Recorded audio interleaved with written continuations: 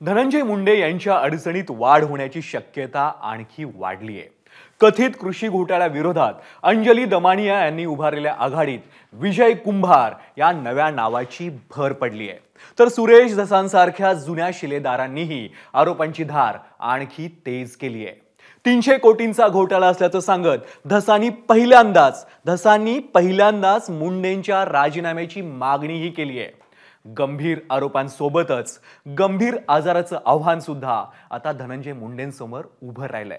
पाहुयात या सगळ्याचा आढावा घेणारा राजकीय शोलेचा हा स्पेशल रिपोर्ट।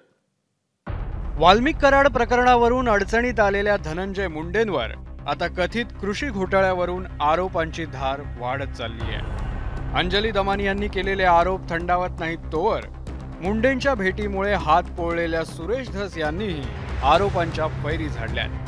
पहिल्यांदाच मुंडेंच्या राजीनाम्याची मागणी करत धस यांनी गाठीभेटी झाल्या असल्या तरी मुंडेंशी समेट झाली नसल्याचं दाखवून देण्याचा प्रयत्न केलाय। कापूस साठवणूक बॅग, गोगलगायीचा प्रादुर्भाव रोखण्यासाठी वापरण्यात येणारे कीटकनाशक, मेटाल्डिहाइड, बॅटरी ऑपरेटेड फवारणी पंप हे पुढे तुमच्या लक्षात येईल। खरेदी करण्यासंदर्भात 6 मार्च 2024 रोजी बाब बदलासाठी कृषी मंत्री धनंजय मुंडे यांच्या अध्यक्षतेखाली सभा बोलवण्यात आली। त्याचा हा पुरावा। शेतकऱ्याची मागणी नाही, क्षेत्रीय अधिकाऱ्यांची मागणी नाही, कोणाचीही मागणी नाही नसताना वर उल्लेख केलेल्या ह्या बाबी देण्याचा निर्णय 6 मार्च 2024 ला माननीय मंत्री कृषी यांनी घेतला। कृषी उपसंचालक बियाणे 80 लाख, तंत्र अधिकारी कीटकनाशके 50 लाख, कृषी अधिकारी कीटकनाशके 30 लाख, विभागीय कृषी सहसंचालक तंत्र अधिकारी गुण नियंत्रण बघा विभाग पुणे, ठाणे, छत्रपती संभाजीनगर, नाशिक 1 कोटी, उर्वरित सर्व विभाग 50 लाख, त्यांच्यानंतर त्यांच्या अधीनस्थ कार्यरत असणारे कृषी अधिकारी विभाग सर्व विभाग 30 लाख, जिल्हा गुणवत्ता नियंत्रण अधिकारी पुणे, छत्रपती संभाजीनगर, नाशिक, जळगाव, नांदेड, कोल्हापूर, जालना, यवतमाळ जिल्ह्याकरता 60 लाख। धनंजय मुंडेंनी देऊन टाका ना, आता थोड्या दिवसापुरता राजीनामा द्या ना। आणि तुमचा संबंध जर संतोष देशमुखच्या खुनामध्ये नाही आला, हे जे भ्रष्टाचाराचं आहे याच्यात नाही आला, तर परत पुनर्स्थापित व्हा ना तुम्ही। परंतु तुम्ही का चिटकून बसलाय त्याला? कशामुळे अलगद चिटकून बसलाय? आणि त्याच्यामुळे आमचे कुठं अजितदादाच्या पक्षाची पाहिजे तेवढी प्रसिद्धी होती, त्याच्यामुळे आम्हाला बी आनंद वाटतोय। या घोटाळ्याशी वाल्मिक कराडचं कनेक्शन कसं होतं हे सुद्धा धस यांनी सांगून टाकलं। घोटाळ्याच्या तक्रारीचं पत्र चक्क वाल्मिक कराडनं फाडून टाकल्याचा आरोप धस यांनी केलाय। माननीय आका वाल्मिक कराड यांनी हे पत्र टराटरा फाडलेलं आहे, फाडून फेकून दिलं हे पत्र। मी आज कृषी आयुक्तालयाला चॅलेंज करतो, त्यांच्याकडे हे पत्र आहे का? त्यांच्याकडे हे पत्र नाहीये। म्हणजे RSSच्या भारतीय किसान संघाचं पत्र हे आका जे आता आतमध्ये आहेत, गेलेले आहेत, त्यांनी हे टराटरा पत्र फाडून टाकलेलं आहे। आणि हे पत्र मग आकाच्या आकाला विचारलं असेल ना, फाडून टाको का?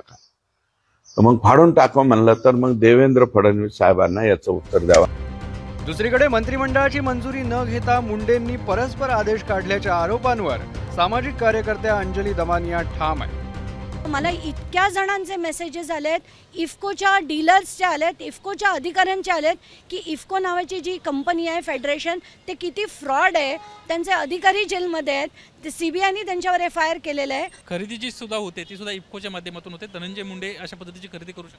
नाही, धनंजय मुंडेंनीच केलेली आहे आणि ती इफ्कोच्या माध्यमातून झालेली नाहीये, ती त्यांनी पालीवाल महेश्वरी थ्रू केली आहे। आणि पालीवाल महेश्वरी नावाची जी कंपनी आहे त्याचं बरेचसे डिटेल्स आता काढणं गरजेचं आहे, पण बँक डिटेल्स हे मला काढता येणार नाही, ते सरकारने काढले तर दूध का दूध पाणी का पाणी ताबडतोब होईल। पुण्याचे RTI कार्यकर्ते विजय कुंभार यांनीही दमानी यांच्या आरोपांची पुष्टी केली आहे की 23 ऑक्टोबरला मंत्रिमंडळाची बैठक झाली, त्याच्यामध्ये एक ठराव मंजूर झाला, तो 23 सप्टेंबरला मंजूर झाला आणि 30 सप्टेंबरला तो कन्फर्म झाला असं त्यांचं म्हणणं आहे। परंतु हे दोन्ही मंत्रिमंडळाचे जे इतिवृत्त आहे ते बघितलं तर जो त्यांनी कार्यादेश काढला आहे, जो शासन आदेश काढला आहे, ज्याच्यामध्ये म्हटलं की 23 सप्टेंबरला हा निर्णय मंत्रिमंडळात मंजूर झाला होता, तो तसा कुठेही दिसून येत नाही. 23ला पण दिसून येत नाही, 30ला पण दिसून येत नाही. याचा अर्थ मंत्रिमंडळात ठराव मंजूर झालेला नसताना धनंजय मुंडे आणि त्यांच्या कार्यालयाने या निर्णयाची अंमलबजावणी केली, ज्याच्यामध्ये काही कोटी रुपयांची शेतकऱ्यांसाठी खरेदी होती. मुंडेंच्या कार्यालयानं जारी केलेल्या पत्रकात दमानिया खोट्या कागदपत्रांच्या आधारे आरोप करत असल्याचा आरोप यात करण्यात आलाय. दमानिया म्हणतात ते पत्र सचिवांनी तयार केलेलं टिपण आहे, त्यावर तारीख टाकायची पद्धत नाही असा दावा यात करण्यात आलाय. कृषी विभागाच्या खरेदी आणि थेट पुरवठ्याला 30 सप्टेंबर 2024ला मुख्यमंत्र्यांनी मान्यता दिली. त्यानंतर मुख्य सचिवांकडून 23 सप्टेंबर 2024च्या मंत्रिमंडळ बैठकीचं इतिवृत्त जारी केलं असं स्पष्टीकरणात म्हटलंय. जाणीवपूर्वक केलेल्या बदनामीबद्दल दमानिया यांच्या विरोधात फौजदारी याचिका दाखल करण्याची प्रक्रिया मुंडेंनी सुरू केली आहे. त्याचवेळी मुंडेंची बाजू मांडायला आणि GRचा घटनाक्रम सांगायला ॲडव्होकेट गुणरत्न सदावर्ते मैदानात उतरले. 500 कोटीची जी अतिरिक्त निधीच्या बाबतीत त्या बोलल्या, त्या बाबतीतलं टेंडर झालेलं त्यांनी दाखवावं. आमच्या मराठी भाषेमध्ये सरप गेला म्हणजे साप गेला तर फरकंडी म्हणतात. अरे सापच गेला नाही, फरकंडी कुठून येईल? किंवा जे गोष्टी घडलीच नाही तर तू कशाला घडलं म्हणून सांगते बाई? सत्यता काय ते सांग ना. त्याच्यातला एक एक कागद दाखवते जे तुला सोयीचं आहे, जे तुला प्रसिद्धीसाठी, याला चीप पब्लिसिटी म्हणतात सुप्रीम कोर्टाच्या भाषेमध्ये. चीप पब्लिसिटीसाठी लोक आजकाल काही बोलत राहतात. आता हे सगळं घडत असताना ABP माझानं आरोपांची पडताळणी करून पाहिली. त्यात धनंजय मुंडेंचे दावे खोटे असल्याचं आढळून आलंय. 23 सप्टेंबरच्या मंत्रिमंडळाच्या बैठकीत एकूण 24 विषयांवर चर्चा झाली, निर्णय झाले. मात्र त्यापैकी एकही विषय कृषी विभागाशी संबंधित नव्हता. तर 30 सप्टेंबरच्या मंत्रिमंडळाच्या बैठकीत एकूण 40 विषयांवर चर्चा झाली, निर्णय झाले. त्यापैकी 3 विषय जे आहेत ते कृषी विभागाशी संबंधित होते. मात्र त्यापैकी एकही विषय कापूस, सोयाबीन आणि इतर तेलबिया उत्पादक शेतकऱ्यांच्या बळकटीकरणाच्या योजनेशी संबंधित नव्हता. त्यामुळे प्रश्न उपस्थित होतो की मंत्रिमंडळाची मान्यता मिळाली आहे असा धनंजय मुंडे यांनी खोटा दावा केला का? तसेच त्यांनी कृषी सचिवांना पत्र लिहून 200 कोटी रुपयांचा नवीन GR काढण्यास का सांगितले? या सगळ्या अडचणींचा डोंगर उभा असतानाच आता धनंजय मुंडे आजाराच्या फेऱ्यातही अडकले.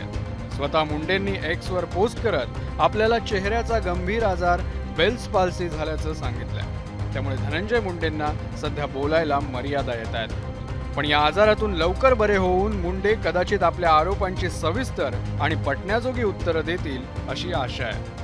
कापूस, सोयाबीन आणि इतर तेलबिया उत्पादक शेतकऱ्यांच्या बळकटीकरणासाठीच्या अत्यंत महत्त्वाच्या योजनेत घोटाळ्याचे आरोप होत असताना शेतकऱ्यांचा हित लक्षात घेऊनच ABP माझाने सातत्याने हा विषय लावून धरलेला आहे.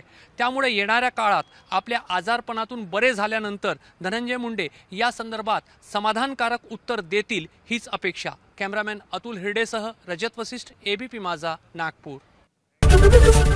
ABP माझा, उघडा डोळे बघा नीट.